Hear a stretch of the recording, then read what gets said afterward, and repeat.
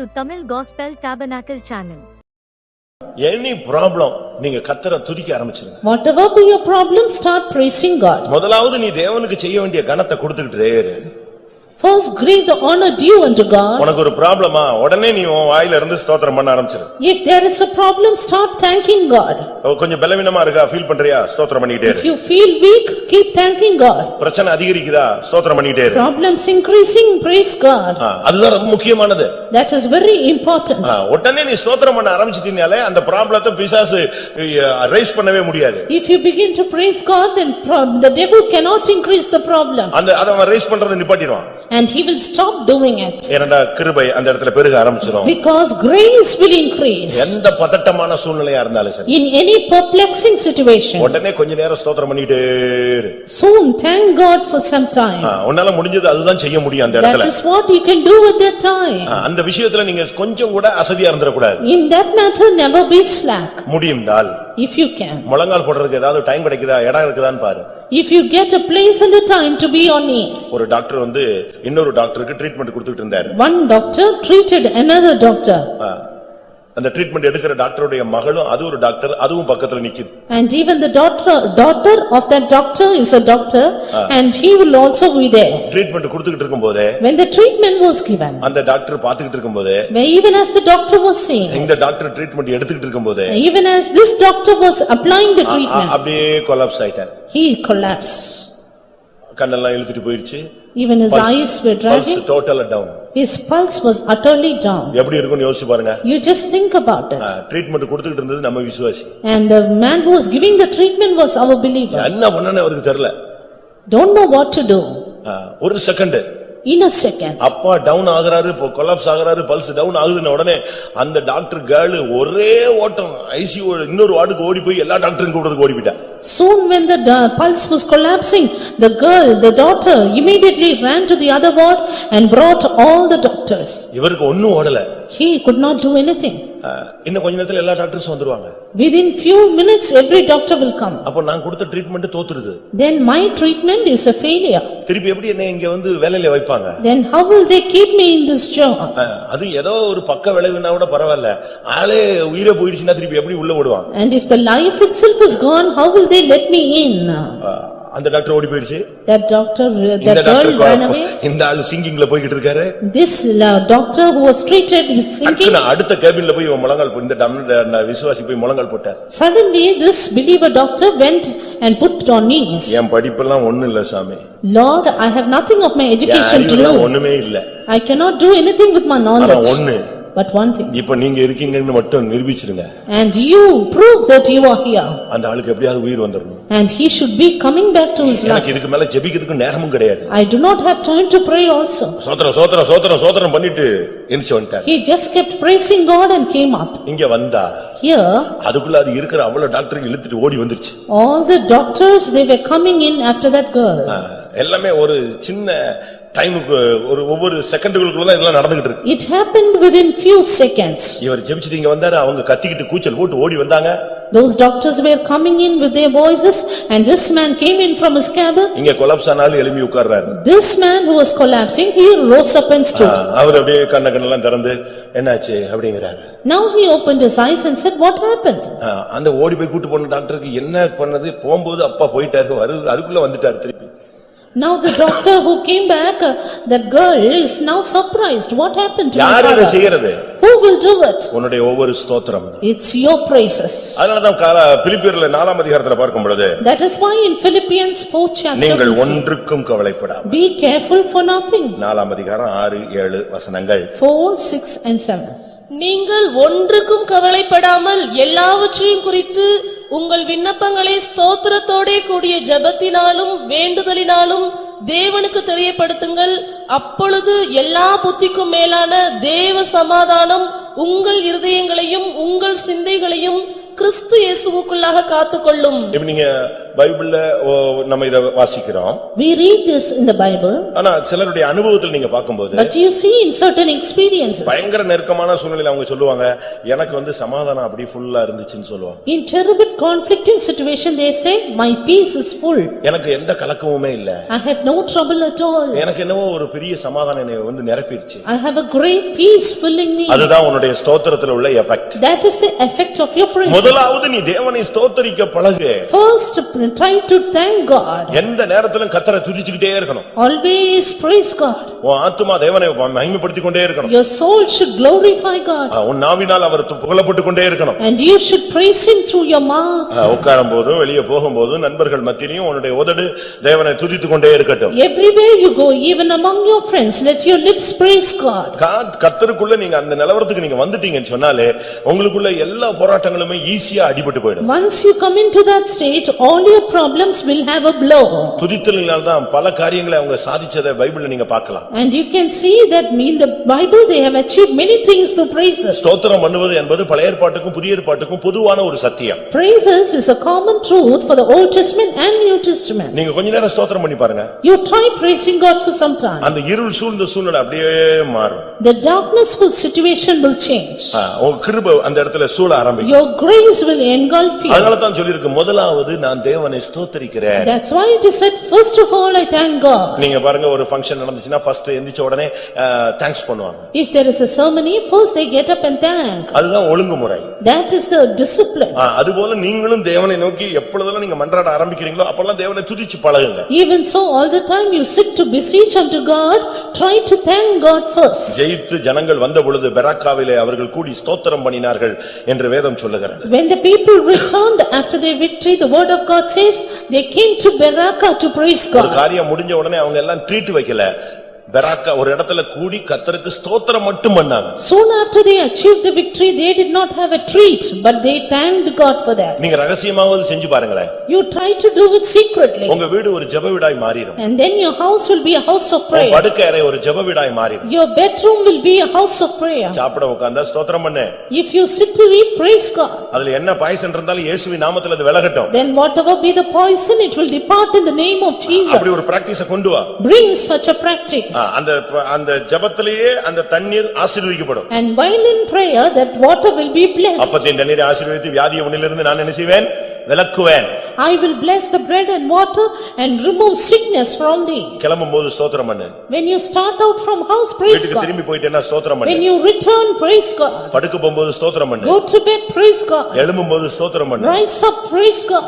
அப்படிதான் பைபிள் சொல்லிருக்கு. நீ உட்கார்ந்திருக்கும் போதும் எழுந்திருக்கும் போதும் உன் வீட்டிலே படுக்கையில இருக்கும் பொழுதும் வசனத்தை பேசு, ஸ்தோத்திரம் பண்ணு, கர்த்தரை துதி, உன்னை அதிசயமா நடத்தி வந்த தேவனை துதி, சம்பூர்ணமாய் திருப்தியாய் உன்னை நடத்தி வந்த தேவனை துதி. இப்படித்தான் பைபிள் சொல்லுகிறது. That's how the word of God says, when you sit and rise up and go to bed, all the time you praise God who has led you joyfully and to the fold. லூக்கா எழுதின சுவிசேஷம் 10ஆம் அதிகாரம் 5ஆம் வசனத்தை பார்க்கும் பொழுது Luke the Gospel chapter 10 and verse 5. ஒரு வீட்டில் பிரவேசிக்கிற போது இந்த வீட்டுக்கு சமாதானம் உண்டாக வேண்டும் என்று முதலாவது சொல்லுங்கள். And into whatsoever house he enter, first say, peace be to his house. முதலாவது ஒரு வீட்டுக்குள்ள பிரவேசிச்சு அந்த வீட்டை வாழ்த்துங்கள் என்று பைபிள் சொல்லுகிறது. When you enter into a house, first greet it, says. இதனுடைய சரியான அர்த்தம் என்ன? What is the right meaning of it? கனம் பண்ண ஒருவர் முந்திக் கொள்ளுங்க. And in honor preferring one another. ஒருத்தர் வாழ்த்தணும். Yes, greet one another. நீங்க அத பிராக்டீஸ் பண்ணி நீங்க உங்க பிள்ளைகளுக்கு சொல்லி கொடுக்கணும். Bring the practice and teach your children. தன்னை விட பெரியவங்களை பாக்கும்போது When you see the elders, அது ஒரு விசுவாசியா இருக்கலாம், be it a believer, அது ஊழியக்காரரா இருக்கலாம், be it a servant of இல்ல God, ஸ்கூல் டீச்சரா இருக்கலாம், be it a school நம்ம teacher, கம்பெனி சம்பந்தப்பட்டவங்களா இருக்கலாம், or somebody with a இல்ல goal, சொந்தத்துல முதியவர்களாக or இருக்கலாம். someone in our relatives. யார பார்த்தாலும் விஷ் பண்றதுக்கு சொல்லி கொடு. Whoever they say, teach them to wish them. ஒரு சிலர்லாம் தன்னை அவங்க நேரடியா பார்த்து சோத்திரம் பிரதர்னு சொன்னாலும் ஓ சோத்திரமாங்க. அது வரைக்கும் இவன் தோத்திரம் பண்றானா இல்லையான்னு பாக்குறதுக்காக இவன் இப்படியே டிசைன் பண்ணி திரும்பிக்கிட்டே இருப்பான். Some people will not greet others, not wish others, unless and until they come and wish them first. ஆனா பைபிள் சொல்லுகிறது ஒருவரிலும் தங்களிலும் மேன்மையுள்ளவர்களாக என்ன செய்யுங்க எண்ணுங்கள். But the word of God says, in honor esteem each other better than themselves. கனம் பண்ண ஒருவருக்கொருவர் என்ன செய்யுங்க முந்திக் கொள்ளுங்க. In honor preferring one another. நீங்க அப்படி விஷ் பண்றீங்களா? Do you do that? மத்த நாடுகள் எல்லாம் காலைல எந்திரிச்ச உடனே மார்னிங் சொல்லுவாங்க. Other days, while they get up, they say good morning. நைட்ல போகும்போது நைட் குட் நைட் சொல்லுவாங்க. And at night they wish good night. நமக்கு அதெல்லாம் பழக்கமே கிடையாது. But we have no such habit. நம்ம நைட் 7 மணிக்கு கூட குட் மார்னிங்மா, ஏன்னா அவனுக்கு அந்த மார்னிங் நூன் நைட் ஒண்ணும் தெரியாது. For our people, they don't know what is the night and the morning, and they wish at odd times. அப்படிதானே? ஒரு சிலர் இந்த குட் மார்னிங்ங்கிறது வந்து எப்பவும் சொல்ற வார்த்தை நினைச்சுக்கிட்டு அது வாட்டுக்கு நைட் 10 மணிக்கு good மார்னிங்மா. Some people at night late 10 o'clock they say good morning. சில சபையார் வந்து இந்த பரமண்டல ஜெபத்தை சாவு வீட்லயும் சொல்லிட்டு இருப்பாங்க. அன்னன்று உள்ள ஆகாரத்தை எங்களுக்கு அன்னன்று தார். அந்த அம்மா செத்து கிடக்குது, நீ போய் அன்னன்று உள்ள ஆகாரத்தை அதுவா எந்திரிச்சு கொடுக்க போகுது. Some people tell the Lord's prayer during the time of people's death.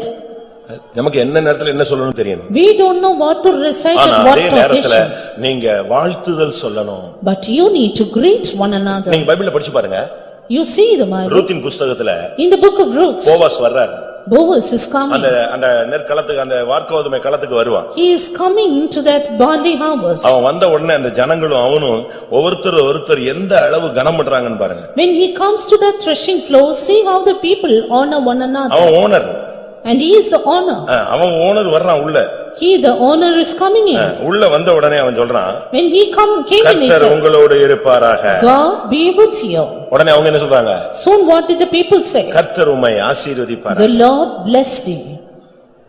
இது எவ்வளவு அருமையான ஒரு வார்த்தைகள். See what a beautiful word it is. எல்லாம் கதிர் இருக்கிற ஆளுங்க. They were all reaping there. ஒண்ணுத்துக்கும் படிக்கவும் தெரியாது, அறிவும் தெரியாது. And they do not have any education, they are illiterate. விதைக்க தெரியும், அறுக்க தெரியும், கூலி வாங்கிட்டு பேசாம வீட்ல போய் சோறு சாப்பிடுவான். They just know to do the labor work, just to reap and sow. இவர் வந்த உடனே இவன் வந்து பெரிய மனுஷன். But this Boaz was a great man. ஆனா அந்த அதிகார ஆணவத்தோடு வராம அழகா வந்த உடனே கர்த்தர் உங்களோடு இருப்பாராக. But soon as he entered in, he said, the Lord be with you. உடனே எல்லாரும் எழும்பி கர்த்தர் உம்மை ஆசீர்வதிப்பாராக. Then they all answered him, the Lord bless thee. நீங்களும் ஒருவர் வாழ்த்துங்க. And you greet one another. முதலாவது பார்த்த உடனே நீங்க அந்த விஷ் பண்றீங்க பாத்தீங்களா, அதுலயே ப்ராப்ளம் சால்வ் ஆயிடும். When you wish one another, your problem will be solved. இலங்கையில பாத்தீங்கன்னா ஒருத்தர் பார்த்த உடனே பரிசுத்த முத்தத்தோடு வாழ்த்துவாங்க. In Sri Lanka, when they greet one another, they do it with holy kiss. அது ஒரு முக்கியமான அது வசனத்தை அப்படியே ஃபாலோ பண்ணுவாங்க. They follow the Bible verse as such. நம்ம எப்படி பண்றோம்? But how are we? ராபோஜனத்துல கூட முத்தம் கொடுக்கிறதுக்கு யோசிக்கிறோம். We think to kiss one another. தயவு செய்து உங்களுடைய வாழ்க்கையில நீங்கள் வாழ்த்துதல் சொல்ல முந்துங்கள். Kindly greet one another in your life. ஒரு வீட்டுக்கு நீங்க போனீங்கன்னா அந்த வீட்டை நீங்க ஆசீர்வதிங்க. And when you go to a house, bless it. அப்படிப்பட்ட ஒரு பிராக்டீஸ் நீங்க கொண்டு வாங்க. Bring in such a practice. உங்க வீட்டுக்கு உங்க பிள்ளையோட வீட்டுக்கே போறீங்க. You go to your children's family. உங்க வீட்டுக்கு பிள்ளையோட வீட்டுக்கு போய் அதை ஆசீர்வதிச்சிட்டு வாங்க. When you go there, you bless your children. உங்க அண்ணன் வீட்டுக்கு போறீங்க. You go to your brother's house. அந்த வீட்டை ஆசீர்வதிச்சிட்டு வாங்க. You bless that family and come. அப்படிதானே? Is it not? அதுதான் நம்ம செய்ய வேண்டிய ஊழியம். That is the ministry we ought to do. ஒரு வீட்டில் பிரவேசித்து அந்த வீட்டை முதலாவது வாழ்த்துங்கள். When you enter into your house, first wish it. வீட்டுக்குள்ள போகும்போது சிங்கம் போன மாதிரி போகாத. Soon you enter, don't go as a lion. அப்படியே தீப்பிடிச்சு எரிஞ்ச மாதிரி வீட்டுக்குள்ள போகாத. Don't go as though the fire has caught hold of you. அதனால தான் தேவனுடைய பிள்ளைகளுடைய வீடுகளில் தேவ சமூகம் இல்லாம இருக்கு. That's why in the house of the children of God there is no presence of God. சில வீடுகளில் நாங்க போய் ஜெபிக்கிறோம். We go and pray in certain houses. பிரேயரே ஓடாது. Our prayer will not run. வசனம் வராது, அபிஷேகம் வராது, ஒண்ணுமே வராது, அப்படியே ஜீரோவா இருக்கும். We are unable to pray, we are unable to tell the verses. ஏன்னா அந்த வீட ஜெப வீட அவங்க மெயின்டைன் பண்ணல. Because they have not maintained this as a house of prayer. அந்த டிவைன் பிரசன்ஸ் அந்த வீட்ல தங்கல. Divine presence is not there. ஊழியக்காரங்க அந்த வீட்டை வந்து வாழ்த்த முடியல. And servants of God cannot greet the house. ஊழியக்காரனுக்கு ஒரு சுதந்திரம் இருக்கிறது, நீ ஒரு வீட்டில் போய் வாழ்த்தினால் அந்த வாழ்த்துதல் அந்த வீடு தங்கும். It is said when your servants of God go and greet the house, that wishing will abide in that house. அதுக்கு தான் விசிட்டிங்னு ஒன்னு வச்சிருக்காங்க. That's why we have the visiting. அந்த சாபங்கள் போக, for the curses to be removed, அந்த போராட்டங்கள் போக, for the conflicts to be அந்த ஆவிகள் விலக, for the spirits to return. அதுக்கு தான் விசிட்டிங்ங்கற ஒரு ஃபார்முலாவை இயேசுவே வச்சிருந்தார். It is for that Jesus kept the formula of visiting. இயேசுவே சகேயு வீட்டுக்கு போனார், நான் இன்னைக்கு உன் வீட்ல தங்கணும்னார். Jesus himself went to the house of Zacchaeus and said, today I must abide in your house. அந்த once அவர் கால் வைக்கும் பொழுதே அவன் லைஃப் சேஞ்ச் ஆயிடுச்சு. The first time he stepped into the house, he changed himself. அதுதான் visiting. That is visiting. நீங்க வாழ்த்துதல் சொல்ல முடியுமா உங்களுக்கு? Today, are you able to greet ஒருத்தர் others? கனம் பண்ண சொல்லி கொடுக்கணும். And in honor, you have to try to prefer one another. Brother வந்திருக்காரு, ஸ்தோத்திரம் பண்ணு. See, brother has come, child praise. அந்த விசுவாசி வந்திருக்காங்க, எல்லாரும் போய் ஸ்தோத்திரம் பண்ணுங்க. Yes, that believer has come, you all go and greet him. அப்படி நீங்க சொல்லி கொடுக்கிறது தான் நல்லது. It is good you teach others that. அப்படி ஒரு பிராக்டீஸ் உங்க பிள்ளைகளுக்கு நீங்க சொல்லி கொடுக்கணும். Teach your children such a practice. உங்களுடைய மனைவிக்கு சொல்லி கொடுக்கணும். Teach it to your wife. ஒண்ணுமே சொல்லி கொடுக்காம விட்டுட்டு அது வாட்டுக்கு வந்தா யாரு போனாலும் அது வாட்டுக்கு வந்து நின்னுட்டு போவாங்க. அவங்க வர்றவங்க நினைப்பாங்க இது என்னடா ஒரு மரியாதை கட்ட குடும்பம்னு போயிட்டே இருப்பாங்க. Without teaching this to them, they will remain silent when people come and go, and they will say he has no respect or regard to others. ஆபிரகாமுடைய வீட்டுக்கு தேவனும் தூதர்களும் வர்றாங்க. But Lord and his angels came to Abraham's house. Abraham ஓடி போறான். Abraham ran to meet him. கொஞ்சம் wait பண்ணுங்க. He said wait a little. உடனே ஓடி போய் கால் கழுவ தண்ணி எடுத்துட்டு வரான். Soon he went and brought water to wash their feet. Abraham விசுவாசத்தின் தகப்பன். That is why he is the father of faith. 100 வயசான ஆளு.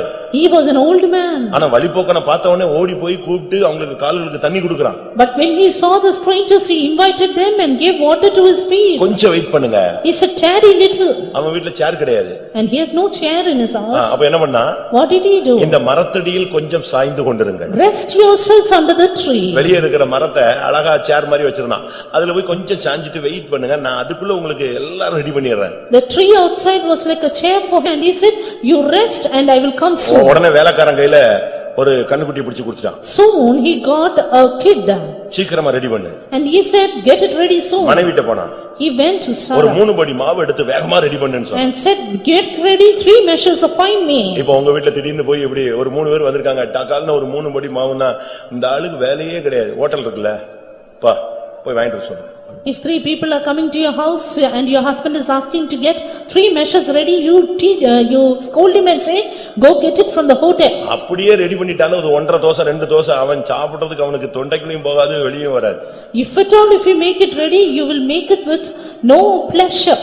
அதனாலதான் இவங்க சொல்றாங்க நாங்க அவங்களை டிஸ்டர்ப் பண்றதே இல்ல, ஏன்னா கேட்டுட்டு பிசாசு ஏறிச்சுன்னா பெரிய பிரச்சனை, அதனால உடனே நாங்களே ஹோட்டலுக்கு போயிட்டு வந்துடுறோம். And that is why they say we don't disturb him, we ourselves soon run to the hotel and get it. வீட்ல போய் உட்கார்ந்து படிச்சு பாரு சாராள் எப்படி இருந்தான். And but look here Sarah how she was. 3 படி மாவு எடுத்து உடனே ரெடி பண்ணுனா உடனே அந்த சிஸ்டர் ரெடி பண்ணிட்டு வெளிய வந்துச்சு. She made ready quickly 3 measures of meal at his work. அன்னைக்கு தான் முதல் வாக்குத்தத்தம் கிடைக்கிறது. It is that day she got the promise first. ஒருத்தர் வாழ்த்தி பாருங்க, வாக்குத்தத்தம் தானா நிறைவேறும். Greet one another and the promise will be fulfilled. ஒருத்தர் கனம் பண்ணி பாரு, வாக்குத்தத்தம் நிறைவேறும். Honor one another and your promise will be fulfilled. ஒருவர் கனம் பண்ண முந்திக் கொள்ளுங்க.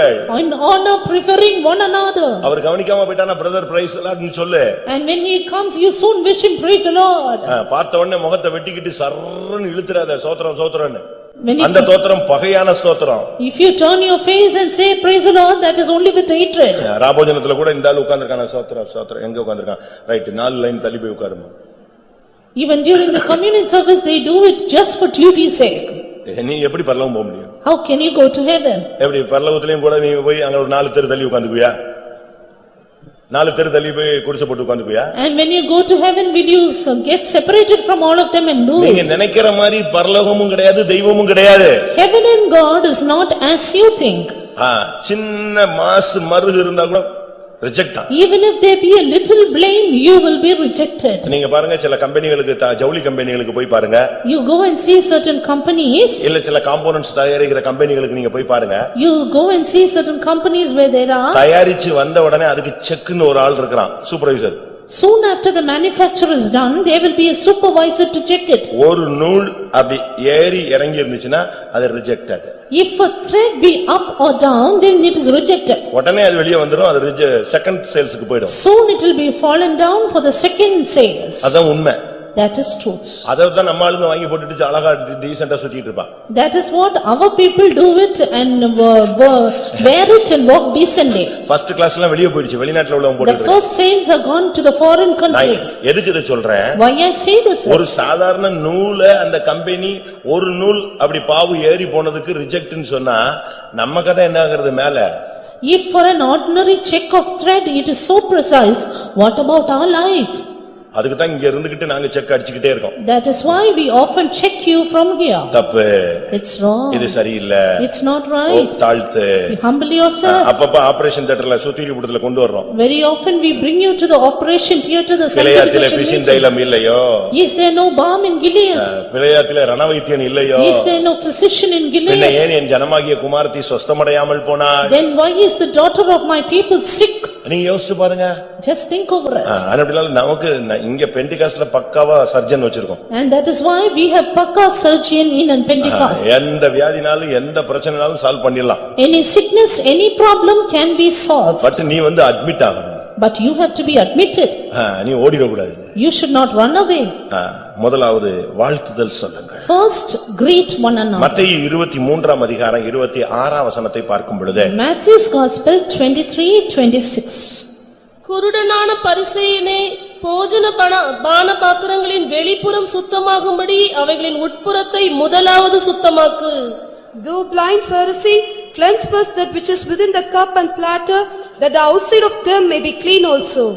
முதலாவது உட்புறத்தை சுத்தமாக்க. First clean that which is within. உன் ஜீவியத்துல உள்ள மறைந்திருக்கிறதெல்லாம் கரெக்ட் பண்ணிக்கிட்டே வா. இன்னொருத்தன் உனக்கு சொல்லணும்னு அவசியம் கிடையாது. First prove that which is inwardly hidden in your life. உன்னை நீயே கரெக்ட் பண்ணிட்டே வரணும். You yourself should correct yourself. மும்பைல ஒரு ஃபேமிலி இருந்தது. In Mumbai there was a family. அந்த ஐயா கூட்டத்துக்கு எல்லா கூட்டத்துக்கும் வந்துட்டே இருப்பார்.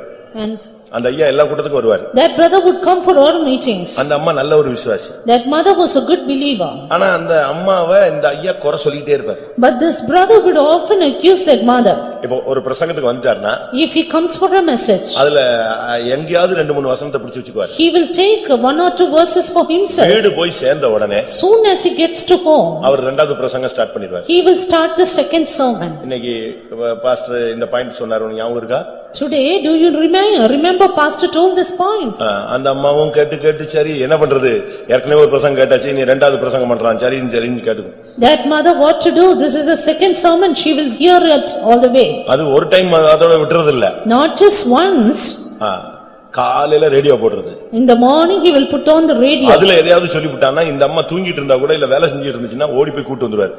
ஆவியானவர் காலையிலேயே உன்னிடம் பேசுகிறார். If they tell something, immediately he will go and wake up the mother, or if she is in the kitchen, he will say, the Lord is speaking to you. இந்த அம்மா பொறுத்து பார்த்து She patiently waited. Pastor D U. Thomas அப்ப மும்பைல பிரதரா இருந்தாரு, அவர்ட்ட போய் சொல்லிடுச்சு. During that time, Pastor T.U. Thomas was a brother in Mumbai, and she went and told him. அவர் என்ன பண்ணாரு? What did he do? ஒரு நாள் நான் வீட்டுக்கு வரேன்னு சொல்லிட்டாரு. He said, one day I will come to your house. இந்த ஆளை சர்வீஸ்ல எல்லாம் டச் பண்ண முடியாது. And you cannot touch this man in the service. நான் வீட்ல தனியா ஒரு மணி நேரம் பேசுறேன். Let me come personally and speak to him an hour. அந்த அம்மாட்ட சொல்லி விட்டாரு. And he sent the mother. அந்த அம்மாவும் சந்தோஷமா இருந்துச்சு. That mother was glad. அது வீட்ல சொல்லிச்சு, இப்படி பிரதர் வராரா. She went and told at home, brother is coming. கட்டாயம் நம்ம வீட்டுக்கு வரட்டும். The man said, yes, let him come. இவரு ஒரு 20-25 வசனம் ரெடி பண்ணி அட்டகாசமா இவரை எங்க பஞ்ச் பண்ணா இந்த ஆளு உட்காருவான்னு சொல்லி ரெடி பண்ணி தூக்கிட்டு வந்துட்டாரு. This pastor made 20 or 25 verses ready to punch this man. உட்கார்ந்து பேச ஆரம்பிச்சார். Now he started speaking. அவர் அப்படியே சோகமா உட்கார்ந்து கேட்டாரு. He was sadly listening. தலையை ஆட்டி கேட்டாரு. He nodded and listened. கடைசில ஜெபம் பண்ணுங்கன்னாரு. Finally he said, pray. எல்லாம் முடிஞ்சது. And all went. பாஸ்டருக்கு பயங்கர சந்தோஷம். Pastor was very happy. அப்பா வாழ்க்கையில இன்னைக்கு ஒருத்தனை அசைச்சிட்டோம் நம்ம. In the life I have shooken you for the first time. Everything was over. ஜெபம்லாம் முடிஞ்ச உடனே So after the prayer, அவர் சொன்னாரு, he said, பிரதர் நீங்க இன்னைக்கு வந்தது ரொம்ப நல்லது. Brother, it's good that you have come today. நீங்க பேசின ஒவ்வொரு வார்த்தைகளும் என் மனைவிக்கு ரொம்ப ஏற்ற வார்த்தைகள். Today every word that you spoke was apt for my wife. நான் எவ்வளவோ சொல்லி பார்த்தேன், அவ திருந்தின மாதிரி. I told so many times she is not changing. கர்த்தர் இன்னைக்கு உங்களை கரெக்ட்டா கொண்டு இந்த வசனத்தை வச்சு கரெக்ட்டா சொல்றார். இனிமேலாவது இவ சரியா இருந்தா போதும் pastor. But the Lord has brought you correctly and said the apt words for my wife. இவருக்கு 25 வசனமும் மறந்துருச்சு, இவ்வளவு நேரம் பேசணும்னு மறந்துச்சு. நம்ம விவரம் தெரியாம மாட்டிக்கிட்டோம். Then pastor forgot all the 25 verses, even what he spoke. அப்பதான் சொன்னாரா, ஐயோ சிஸ்டர் நான் 1 hour வேஸ்ட் பண்ணிட்டேன், இந்த ஆள்கிட்ட போய் மணிக்கணக்கா நான் பேசிவிட்டேன். இந்த ஆள் தலையாடினது பார்த்தா உங்களுக்கு தான் இவர் பதில் தலையாட்டி இருக்காரு. Then he said, Sister, I have wasted 1 hour in your house and he is nodding instead of you. இவங்க எல்லாம் மத்தவங்களையே தான் ஃபோக்கஸ் பண்ணிட்டே இருப்பாங்க. And they always point out others. மனைவி சரியில்லை, மனைவி சரியில்லை, மனைவி சரியில்லை, மனைவி சரியில்லை, மனைவி சரியில்லை. இவங்கள கேட்டா போய் எனக்கு கட்டி வச்ச புருஷன் சரியில்லை, சரியில்லை, சரியில்லை, சரியில்லைமா. பிள்ளைய கேட்டா எங்க அம்மா அப்பா ரெண்டும் விளங்காதது இப்படி ஒரு ஆண்டவர் குடும்பத்துல பிறக்க வச்சிட்டாங்க. They keep on reciting the faults of others, saying this man or this woman, these parents are not right. இது இன்னைக்கு உள்ளல்ல. This is not for today. ஆதாம கேட்டா உடனே என்ன சொன்னா? For Adam, when he was asked, what did he say? உடனே sister தான் காட்டினான். Soon he pointed out the sister. அவன் உடனே கூப்பிட்டு சர்ப்பத்தை காட்டிட்டான். Soon sister pointed out the serpent. இப்படிதான் ஒருத்தர் நம்ம குற்றம் சாட்டிட்டு இருக்கோம். This is how they accuse one another. பாத்திரத்தின் உட்பகுதியை நம்ம சுத்தம் பண்ணல இன்னும். First clean the inside of the platter.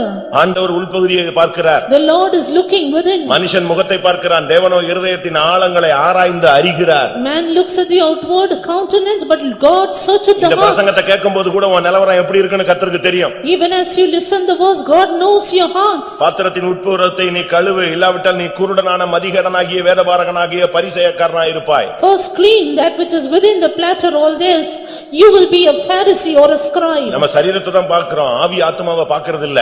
We only look at our body and not our spirit and soul. ஆவி ஆத்மா சரீரம் குற்றமற்றதாய் காக்கப்படுவதாக. Our spirit and soul and body should be preserved blameless. ஒரு தேவனுடைய பிள்ளையுடைய ஆவி ஆத்மாவை ரொம்ப முக்கியமானது. For a child of God, spirit and soul is much important. உன்னுடைய மனதுல கூட குறைகள் இருக்க கூடாது. You should have no lack in your mind. உன்னுடைய சிந்தையில கூட குழப்பங்கள் இருக்க கூடாது. Even no confusion in your thoughts. மனுஷனுடைய இருதயத்திலிருந்து புறப்படுகிறதே அவனை தீட்டுப்படுத்துகிறது. That which comes out of the heart of man defileth him.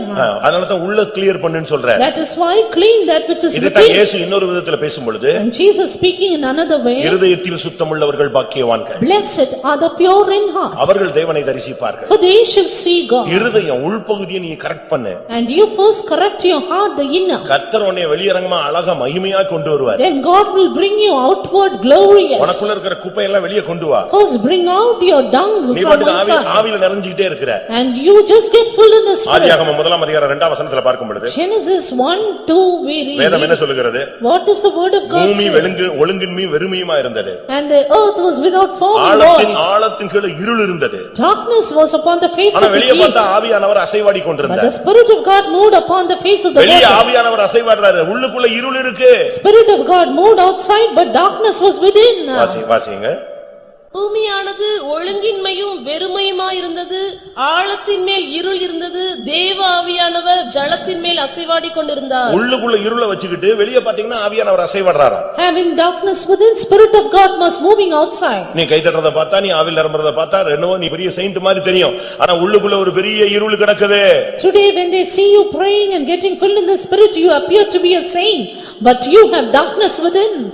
லூக்கா 12 முதலாம் வசனத்தை பார்க்கும் பொழுது, Luke the Gospel, chapter 12 and verse 1. அத்தருணத்திலே அநேகமாயிரம் ஜனங்கள் ஒருவரை ஒருவர் மிதிக்கத்தக்கதாக கூடி வந்திருக்கையில், அவர் முதலாவது தம்முடைய சீஷரை நோக்கி, நீங்கள் மாயமாகி பரிசேயருடைய புளித்த மாவை குறித்து எச்சரிக்கையாயிருங்கள்.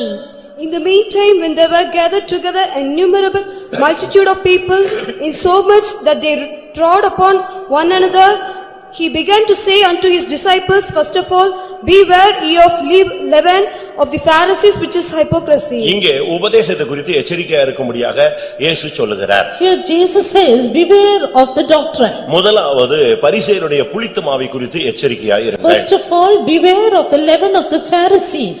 நம்ம கிறிஸ்தவனா மாறுறது பெரிய காரியம் அல்ல. It's not a big thing to become a Christian. அடுத்து பகுத்தறிவின் ஆவியை பெற்று சரியான உபதேசம் என்ன, சரியான சபை எது, சரியான ஐக்கியம் எது, இதை நம்ம விளங்கிக் கொள்ள வேண்டியது அவசியம். But have a right discerning power to discern the right truth, right fellowship and right doctrine. சரியான உபதேசம் எதுங்கறத கண்டுபிடிக்கணும். And find out the right doctrine. உங்களுக்கு ஒருவேளை அதுல தெளிவு இல்லைன்னா நீங்க அதை தெளிவுபடுத்திக் கொள்ளுங்க. If you have no discerning power, then make it clear for yourself. நல்லா புரிஞ்சுக்கோங்க. Understand well. எல்லார் கையிலயும் பைபிள் தான் இருக்கு. எல்லார் கையிலயும் பைபிள் தான் இருக்கு. And எல்லாரும் இயேசுவை தான் கும்பிடுறாங்க. everyone they worship God. எல்லாரும் அபிஷேகத்துல நிரம்புறாங்க. Everyone have the anointing. இப்போ பாருங்க, உலகத்துல எல்லா இடத்துலயும் ஸ்கூல்ஸ் இருக்கு. And there are schools in all places. எல்லாரும் அழகா டீச் பண்றாங்க. And all teach beautifully. ஆனா சிலபஸ்ல வித்தியாசங்களை நீங்க பார்க்கலாம். But you can see the difference in syllabus. டீச்சிங்ல வித்தியாசத்தை பார்க்கலாம். You can see the difference in teaching. ரிசல்ட்ல வித்தியாசங்களை பார்க்கலாம். The result also differs. அந்த பிள்ளைகளுடைய ஃபியூச்சர்ல வித்தியாசங்களை பார்க்கலாம். Future on the children of also differs. அதுபோல So also. இந்த உபதேசத்துல டிஃபரண்ட் இருக்கு. And there are differences in doctrine. நீ ஒரு அன்னப்பறவை போல இருக்கணும். You should be like a swan. அப்படினா என்ன? What does it mean? சரியான உபதேசத்தை நீ எடுக்கிற ஒரு ஆளா இருக்கணும். To discern and pick up the right doctrine. இன்னைக்கு பாருங்க எல்லா இடத்துலயும் உபதேசங்கள் சொல்லப்படுது. You can see doctrines all over today. நான் பல இடங்கள்ல தெருவா உபதேசத்தை பேசுறேன். We have heard doctrines in all the streets. But நம்ம சர்ச்சில நம்ம பேசுறது இல்ல அதிகமாக. But we don't preach much in the church. முதலாவது நீங்க உபதேசத்தை புரிஞ்சுக்கணும். First understand the doctrine. வேற்றுமையான உபதேசம் இருக்கிறது. There are doctrines of heresy. பிசாசின் உபதேசம் இருக்கிறது. Doctrine of the devil. இப்படி பலவிதமான உபதேசங்கள் பரிசேயருடைய உபதேசங்கள். Doctrine of the Pharisees. வேதபாரகருடைய உபதேசங்கள் இருக்கிறது. Doctrine of the scribes. ஏரோதின் உபதேசம் இருக்கிறது. Doctrine of Herod. இப்படி பல உபதேசங்களை நீங்க பைபிள்ல பார்க்கலாம். Likewise you can see a lot of doctrines in the Bible. இயேசு இந்த உபதேசத்தை பேச ஆரம்பிச்சபோது But when Jesus spoke this doctrine, இது புதிய உபதேசம்னாங்க. they said it is a new doctrine.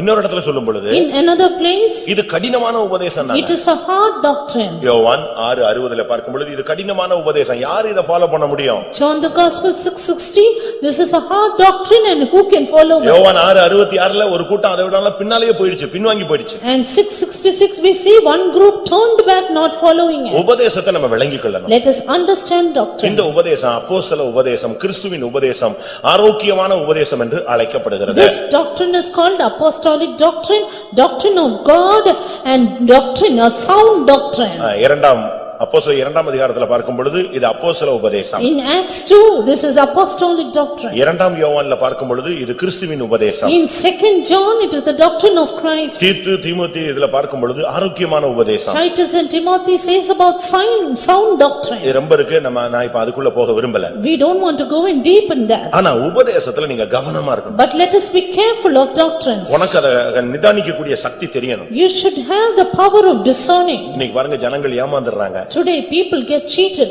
ஆனா உண்மையான தன்னன்னு ஜனங்களுக்கு தெரியாது.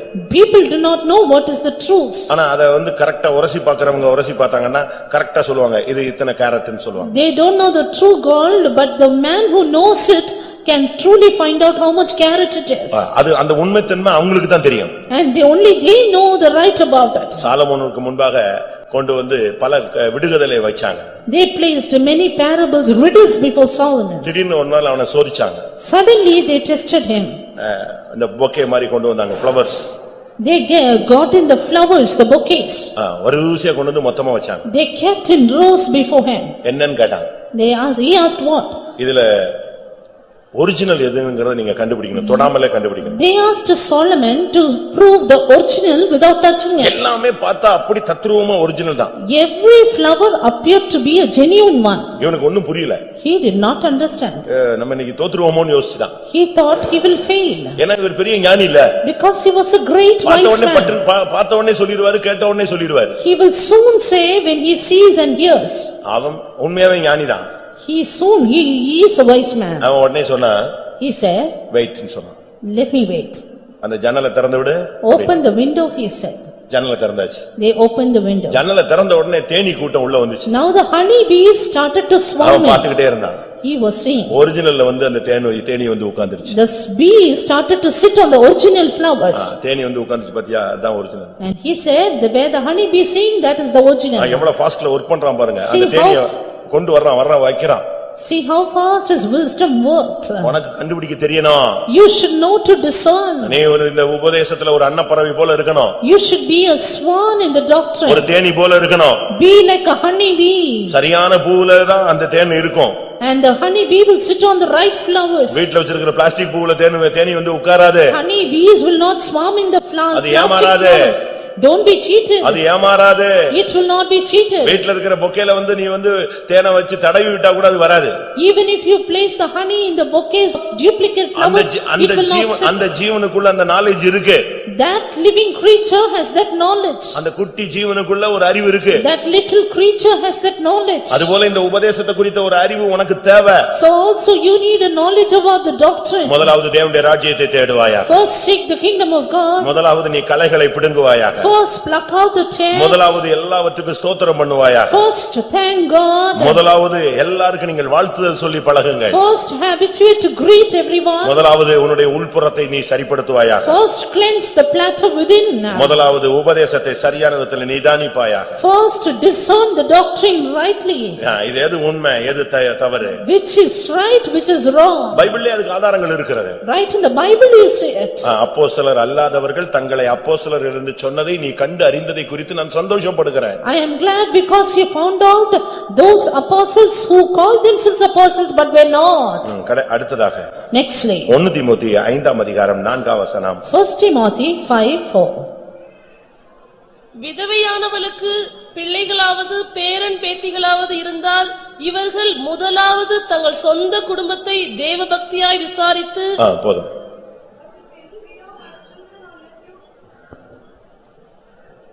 But if any widow have children or nephews, let them learn first to shew pity at home and to requite their parents, for that is good and acceptable before God.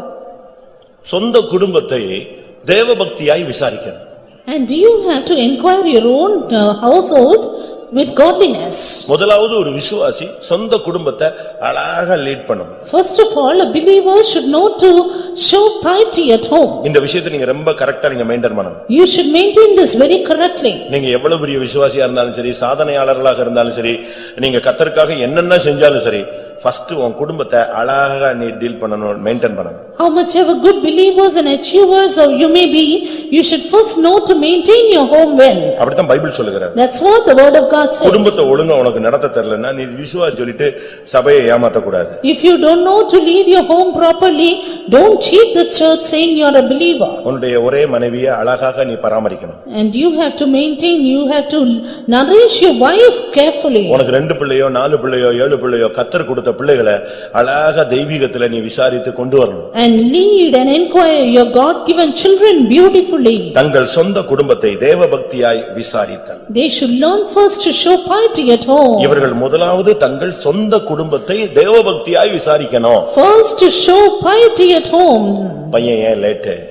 Why the son is பையன் late? எங்க இருக்கிறான்? Where is the son? பிள்ளை எங்க போச்சு? Where is the girl? என்ன படிக்குது? What are they doing? படிப்பு நிலவரம் என்ன?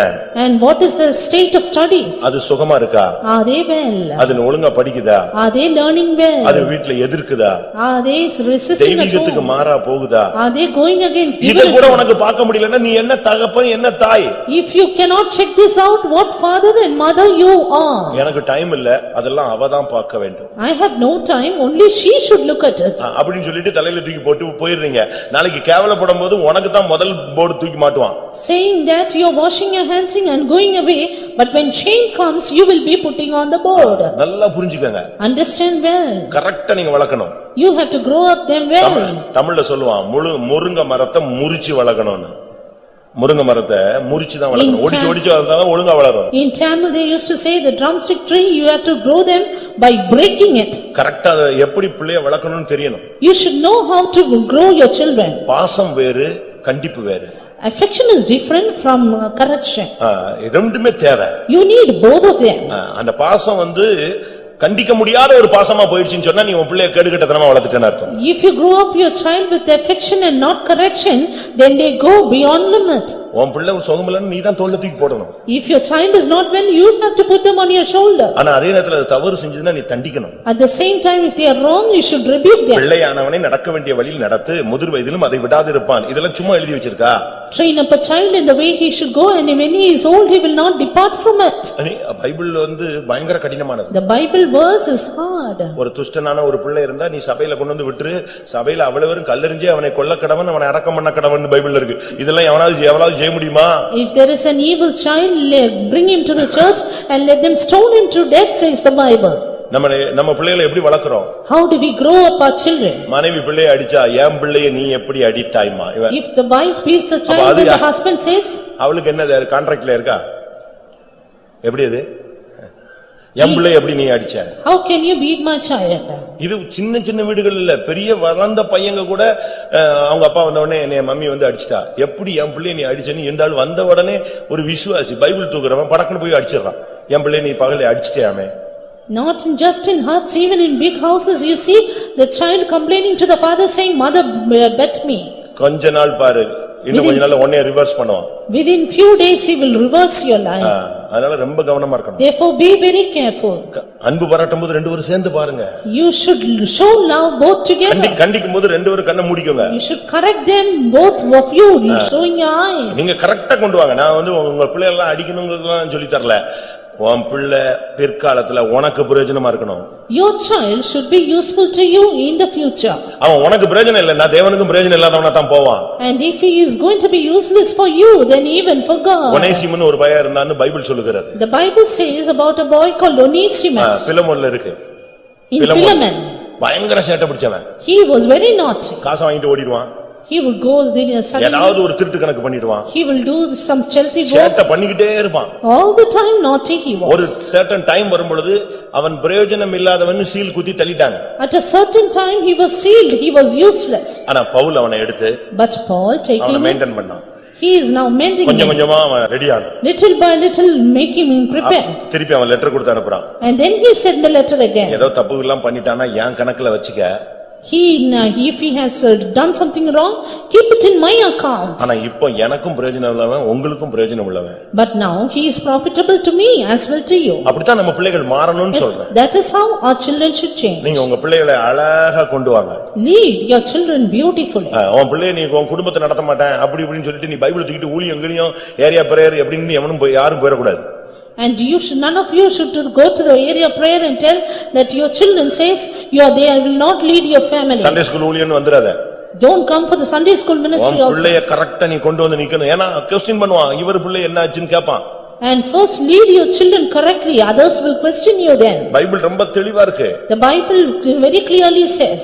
தம் பிள்ளைய கரெக்ட்டா கண்டிச்சு வளர்க்கறவன் இருந்தா அவனை ஏதாவது சபையில ஒரு ஊழியர் இருந்தா அதுல சேர்த்துக்க அப்படினா பைபிள் சொல்லுது. If there be a one who leads his church, his children correctly, then give him a ministry in the church. அப்படிதான் பைபிள் சொல்லுது. That's how the Bible says. அப்படிதான் பைபிள் சொல்லுது. தீத்து முதலாம் அதிகாரம் 6ஆம் வசனத்தை பார்க்கும் பொழுது Titus 1:6 குற்றம் சாட்டப்படாதவனும் ஒரே மனைவியுடைய புருஷனும் துன்மார்க்கர் என்றும் அடங்காதவர்கள் என்றும் பெயரெடுக்காத விசுவாசமுள்ள பிள்ளைகளை உடையவனாகிய ஒருவன் இருந்தால் அவனை ஊழியத்தில் ஏற்படுத்தலாம். You can appoint for the ministry if any be blameless, the husband of one wife, having faithful children, not accused of riot and unruly. சபையில கங்காணியாவோ ஏதோ ஒரு ஊழியத்துல ஒருத்தனை கொண்டு வந்து வைக்கணும்னு சொன்னா அவனுடைய குவாலிஃபிகேஷன் அதுக்கு பின்னால கீழ வரிசையா இருக்கு. If one should be an overseer or a bishop in the church, then his qualification is mentioned below. அதுல முதல் குவாலிஃபிகேஷன் குற்றம் சாட்டப்படாதவன். The first one is he should be blameless. இரண்டாவது ஒரே மனைவியுடைய புருஷன். Then husband of one wife. மூன்றாவது துன்மார்க்கர் என்றும் அடங்காதவர்கள் என்றும் பெயரெடுக்காத விசுவாசமுள்ள பிள்ளைகளை உடையவனுமாகிய ஒருவன் இருந்தால் அவன் சண்டே ஸ்கூல் எடுக்கலாம், ஏரியா பிரேயர் எடுக்கலாம், சீனியர் சண்டே ஸ்கூல் எடுக்கலாம், சபையில் ஜெபிக்கலாம், இப்படிலாம் வரிசையா சொல்லுவேன் நானு. Then if one has a faithful children not accused of riot and unruly, then he can partake in the Sunday school ministry and become an area leader or something like that. அவன் இப்படி செவிக்கிட்டு அப்படி செவிக்கிட்டு பாதி கால் மீச தாடியை வச்சுக்கிட்டு சுத்துறவனெல்லாம் வச்சுக்கிட்டு நீ இங்க வந்து உட்கார்ந்துகிட்டு சண்டே ஸ்கூல் எடுக்கிறேன் எல்லாம் முழங்கால் போடு அப்படின்னா அவன் சொல்லுவான், உங்க பையன் மீச ஒரு மாதிரி வச்சிருக்காரு பாஸ்டர்மா பிரதர்மா. With your disorderly children, disorderly motion hair, if you come and take the Sunday school children will point out at your children. கேப்பா நம்ம பையங்க சாதாரண ஷார்ப்பான பையங்க. Our children, they are so sharp. நான் தர்மபுரியில இருந்தேன். I was in Dharmapuri. அங்க ஒரு headmaster இருந்தார். Where there was a headmaster. நல்ல மனுஷன். A good man. ஆனா அவருக்கு மனைவி இருந்துச்சு, பிள்ளைங்க இருந்துச்சு. But he had wife and children. வாரம் டிவி பார்த்த பசங்களை எல்லாம் கூப்பிட்டு அடிக்காம அவருக்கு போகலன்னா நிம்மதியே கிடையாது. Every year, every week, those boys, they go after beating. ஆனா என்ன நடந்துச்சு, ஒரு நாள் அந்த மனைவி ஏதோ சண்டைய போட்டு ஒரு டிவியை வாங்கி வீட்டுல வச்சிருச்சு. One day what happened, the wife picking up a quarrel finally bought a television. இவருக்கு அதை எதிர்த்து போராடி ஜெயிக்காங்க பவர் இல்ல. He could not strive against her and get the victory. இது இந்த ஒரு பையன்களுக்கு சண்டே ஸ்கூல் பசங்களுக்கு விஷயம் தெரிஞ்சுக்கிச்சு. The Sunday school children came to know of the matter. இன்னைக்கு அவரு question பண்றாரான்னு பார்க்கறானுங்க. They tried to see if he would tell that. இவர் அப்படியே அதை நடத்தி இதை நடத்தி அப்படி மேனேஜ் பண்ணி ஆமென் போட்டார். Somehow managed to finish the Sunday school and say amen. என்ன அடிக்க முடியாதுல? Because they cannot beat him. ஒண்ணுமே தெரியாத மாதிரி சண்டே ஸ்கூல் க்ளோஸ் பண்ணிட்டு வெளிய வரார். He acted as though he did not know anything and closed the Sunday school. வந்தான் பையன். The boy came. அவன் இப்ப இங்க இருக்கான். அவனும் விசுவாசியா தான் இருக்கான். Now he is a believer. அவன் நேரா போய் பிரதர் இன்னைக்கு ஒரு क्वेश्चन கேட்க மறந்து விட்டீர்கள் அப்படினா. He straight went and said, brother, you forgot to ask one question. இவருக்கு அப்படியே சிலுவையில தூக்கி தொங்க விட்ட மாதிரி இருந்துச்சு. He was as though he is crucified on the cross. TV இன்னைக்கு கேட்கலையே மிஸ் பண்ணிட்டீங்களா இல்ல வாங்கிட்டீங்களான்னா. You did not ask why did you look at TV? Did you buy one? அந்த ஆளு சண்டே ஸ்கூலே விட்டுட்டு ரெடி ஆயிட்டாரு. That man thought of leaving the Sunday school itself. நம்ம எப்படி இருக்கணும்? How you should be. உன் சொந்த குடும்பத்தை விசாரி. First show piety to your home. ஒரு சிலர் சொந்த குடும்பத்தெல்லாம் விசாரிக்க மாட்டாங்க. அவங்க பாட்டுக்கு வேலைக்கு போக மாட்டான், சோறு கொடுக்க மாட்டான். சோத்திரம்மா. Some people do not inquire of their family. They don't give the money, they don't give them anything. கர்த்தர் போஷிப்பார். They say God will provide. நீ கல்யாணம் கட்டி பிள்ளை பெத்து வச்சிட்டு கர்த்தர் போஷிப்பாரா? You getting married, you say God will provide. இப்படி ஏடாகூடமான ஆளெல்லாம் இருக்கறனால தான் சபையை பத்தி நாலு பேர் அசிங்கமா பேசுறான். It is because people are like this that people speak ill of the church. உன் பிள்ளைக்காக நீ சம்பாதிக்கணும். You have to earn for your children. உன் குடும்பத்து வாடகைக்காக நீ வேலை செய்யணும். You have to work for the earnings. உன் பிள்ளைகளுக்காக சேர்த்து வைக்கணும். You have to gather for your children. யாக்கோபு தன்னுடைய வீட்டை விட்டு தன்னுடைய மாமனார் வீட்டை விட்டு கிளம்பும்போது சொல்றான், என் குடும்பத்துக்காக நான் எப்போது சம்பாதிப்பதுன்னு கேட்டானே, அவன்தான் குடும்பஸ்தன். And that man who left his father-in-law's house, he said, when shall I earn for my family? He is a man. அவன் கேக்குறான். He asked that. நான் இங்க உங்க வீட்ல ஆடு மேய்ச்சிக்கிட்டே உட்கார்ந்துகிட்டே இருக்கிறேன். I was so long in your house feeding the flock. எல்லாம் correct தான். Yes, that's correct. ஆனா நான் என் குடும்பத்துக்கு எப்ப சம்பாதிக்கிறது? But when shall I earn for my family? ஆதியாகமம் 30ஆம் அதிகாரம் 30ஆம் வசனம். Genesis chapter 30 and verse 30. நான் வருமுன்னே உமக்கு இருந்தது கொஞ்சம், நான் வந்த பின் கர்த்தர் உம்மை ஆசீர்வதித்ததினால் அது மிகவும் பெருகி இருக்கிறது. இனி நான் என் குடும்பத்துக்கு சம்பாத்தியம் பண்ணுவது எப்பொழுது என்றான். உன் குடும்பத்துக்கு நீ என்னைக்கு சம்பாதிக்க போற? When will you provide for your house? பிள்ளைகள் எல்லாம் வளர்ந்துருச்சு. Your children are grown up. மத்த பிள்ளைகள மாதிரி உன் பிள்ளையை படிக்க வைக்க உனக்கு சக்தி இல்ல. You have no power to educate your children as others. பிள்ளைகள் வளர்ந்துருச்சு. Your children are grown up. பிள்ளைக்கு ஒரு நல்ல கல்யாணம் கட்டி வைக்கிறதுக்கு உனக்கு சக்தி இல்ல. You have no power to get them married. கேட்டா விசுவாச வீரன் சொல்றியா? If you say சோம்பேறின்னு நான் சொல்லுவேன். I will tell you you are slothful. உன்னை விசுவாச வீரன் சொல்ல மாட்டேன். You are not a hero of faith. நீ கஷ்டப்பட்டு சம்பாதிக்கணும். But you have to earn hard. உன் சொந்த குடும்பத்தை விசாரி. You show piety to your home. தீமோத்தேயுல Pavul இன்னொரு இடத்துல பேசும்போது என்ன பேசுகிறார்? In Timothy, Saint Paul says in another verse. 1 தீமோத்தேயு 5ஆம் அதிகாரம் 8ஆம் வசனம். 1 Timothy 5:8. ஒருவன் தன் சொந்த ஜனங்களையும் விசேஷமாக தன் வீட்டாரையும் விசாரியாமற் போனால் அவன் விசுவாசத்தை மறுதலித்தவனும் அவிசுவாசியிலும் கெட்டவனுமாயிருப்பான். சொந்த ஜனங்களை விசேஷமா தாம் மனைவி பிள்ளைங்க புருஷனை விசாரிச்சு சரியா நடத்தலன்னா அவன் அவிசுவாசியிலும் கெட்டவன். He that shall not provide especially for his own wife and husband and children, he is greater than an infidel. அவன் விசுவாசத்தை மறுதலித்தவன். He has denied the faith. சும்மா பைபிளை தெரியாம என்னத்தையாவது பேசிக்கிட்டு நான் பரலோகத்துக்கு போறேன்னு சொல்லாத. Without knowing the Bible, don't tell I will go to heaven. எல்லாரும் கண்களை மூடுவோம். Let us all close our eyes. முதலாவது நாம் செய்ய வேண்டியதை செஞ்சிட்டு செகண்ட் ஸ்டெப்புக்கு நம்ம போகலாம். Do the things that we have to do primarily and then go to the second step. First step, நீ தேவனுடைய ராஜ்யத்தை தேடு. First seek the kingdom of God. இந்த உலகத்துக்குரியதெல்லாம் கர்த்தர் உனக்கு நிறைவா கிருபையாய் தருவார். Then God will to the fullness grant everything of this world. உன் குடும்பத்துல இருக்கிறதான களைகளை உனக்குள்ள இருக்கிற களைகளை புடுங்கு. First gather up the tares which are within you. உன் ஜீவியம் நல்ல பிரகாசமாய் மாறட்டும். Then your life will shine. எப்பொழுதும் கர்த்தரை துதிச்சுக்கிட்டே இரு. All the time keep praising God. நீ ஒரு தூப பீடமாய் மாறுவாயாக. You should become an incense altar. கர்த்தர் உன்னை கொண்டு பெரிய காரியங்களை செய்ய ஆயத்தமாய் இருக்கிறார். And the Lord is ready to do great things through you. எப்பொழுதும் மத்தவங்களை மதிச்சு பழகு. Always Always try to honor another. எல்லாரும் வாழ்த்துதல் சொல்லு. Always greet உன்னோட others. சின்னவங்களோ பெரியவங்களோ அவங்கள கனம் பண்ணு. Big or small, honor them. நீ கனம் பண்ணா கர்த்தர் உன்னை கனம் பண்ணுவார். If you honor them, God will honor நீ you. கனம் பண்ணா கர்த்தர் உன்னை மேன்மையாக வைப்பார். If you honor them, God will keep நீ you கனம் பண்ணா above. உன்னை தலையாக மாற்றுவார். If you honor them, God will keep you as the head. தேவன் உன்னை உயர்த்தும்படியாக நீ எல்லாரையும் கனம் பண்ணு வாழ்த்துதல் சொல்லு. That God may exalt you, greet and honor others. உபதேசத்துல ரொம்ப கவனமா இரு. Be careful in the doctrine. யாராவது வந்து உபதேசத்தை குழப்பினா நீ என்கிட்ட வந்துரு. If anyone is confusing the doctrine, come to me. உபதேசத்தின் வெளிச்சத்தை நீ பெற்றுக்கொள். Get the light of the doctrine. உட்புறத்தை சுத்தமாக்கு. First cleanse உன்னுடைய within. இருதயத்தை சரிப்படுத்து. தேவனை தரிசிக்க வேண்டிய ஒரு ஆளு. Rectify your heart because you ought to see God. இருதயம் சுத்தமானால் தான் தேவனை தரிசிக்க முடியும். Those pure in heart only shall see பெந்தேகோஸ்துல God. ஊழியம் செஞ்சதுனாலயோ விசுவாசியாக இருந்ததுனாலயோ தேவனை தரிசிக்க முடியாது. Just because you are in Pentecost, you cannot see God. இருதயத்தில் சுத்தமுள்ளவர்கள் பாக்கியவான்கள், அவர்கள் தேவனை தரிசிப்பார்கள். Blessed are the pure in heart, for they shall see God. உனக்குன்னு உலகத்துல ஒரு குடும்பத்தை வச்சிருக்கிறாரு. God has kept a house for you. இந்த குடும்பத்தை நீ எப்படி நடத்துற?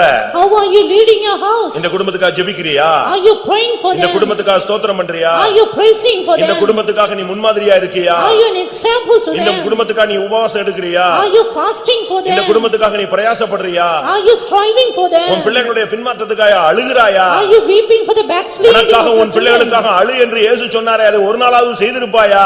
Jesus said, weep for you and for your children. Do you do it at least a அந்த day? பிள்ளைகளுக்காக நீ என்னத்தை சம்பாதித்திருக்கிறாய்? What have you earned for your children? மற்ற பிள்ளைகளுடைய வருங்காலத்தை அவன் நல்ல விதத்தில் அமைக்க உலக மனுஷனுக்கு அறிவு இருக்கும் பொழுது உனக்கு எங்கே போய்விட்டது? When the worldly man has the knowledge to look after the future of their children, where is your knowledge எல்லாரும் gone? கண்களை மூடுங்க. Close your eyes. சில நிமிடங்கள் முழங்கால் படியிடுவோம். Few minutes on knees. கர்த்தர் நம்முடைய மத்தியில் இருக்கிறார். God is in our midst. மகனே, முதலாவது செய்ய வேண்டியது நீ செய். Son, first do what you ought to do. நானும் உனக்காக முதலாவது செய்ய வேண்டிய சில காரியங்களை செய்ய போகிறேன். Then I am going to do certain things which I should do. நீ முதலாவது நீ செய்ய வேண்டியதை செய். நானும் உடனே முதலாவது உனக்கு செய்ய வேண்டியதை இவைகள் எல்லாவற்றையும் நான் உனக்கு கூட்டி கொடுப்பேன். First you do what thing you ought to, then I will add all these things to தேவனுடைய you. வார்த்தையை விசுவாசிக்கிறவங்க கண்களை மூடி முழங்கால் படியிட்டு கர்த்தரை துதியுங்கள். Those who believe in the kingdom of God, close your eyes and praise God. உனக்கு எதை பத்தி நீ கவலைப்படாத. Don't be worried about anything. கர்த்தர் உனக்கு ஒவ்வொரு இன்ச்சா அழகா பார்த்து செய்வாரு. God will beautifully do to you everything you want. உனக்கு வீடு தேவைன்னா நிச்சயம் தருவாரு. You need a house surely. உன்னை கனம் பண்றதுல உலக மனுஷனை விட ஒரு தகப்பன் ரொம்ப கனம் பண்ணுவாரு. But your father, you will honor you much than the worldly people. ஆனா அவர் சொல்ற வார்த்தை என்ன? But what is the word he நீ says? என்னை கனம் பண்ணுகிறவனை நான் கனம் பண்ணுவேன். Him that honoreth me will I honor. ஆண்டவரை கனம் பண்ண நீ முந்திக்கொள். Greet in and prefer in honoring தேவனுடைய God. ராஜ்யத்தை தேடு. Seek the kingdom.